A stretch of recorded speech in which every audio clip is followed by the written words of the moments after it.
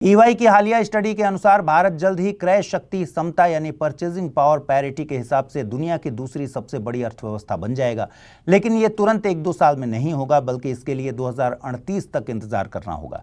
आइए समझते हैं परचेजिंग पावर पैरिटी क्या होती है। देखिए, परचेजिंग पावर पैरिटी पीपीपी एक तरीका है जिससे अलग अलग देशों की अर्थव्यवस्था और लोगों के जीवन स्तर की तुलना की जाती है। इसमें देखा जाता है कि किसी देश की करेंसी से लोग कितनी चीजें खरीद सकते हैं। इसे समझने के लिए एक बास्केट ऑफ गुड्स का उदाहरण लेते हैं।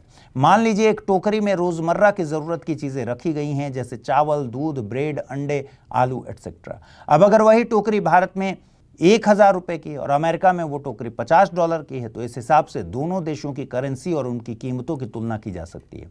इस केस में भारत के 1,000 रुपए अमेरिका के $50 के बराबर हो जाते हैं, भले ही करेंसी एक्सचेंज वैल्यू बराबर ना हो।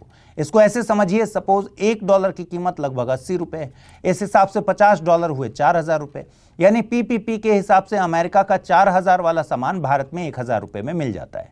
पीपीपी यानी परचेजिंग पावर पैरिटी इसलिए जरूरी है क्योंकि यह बताता है कि एक देश के लोगों की जेब में मौजूद पैसे से वे असल में कितनी चीजें खरीद सकते हैं।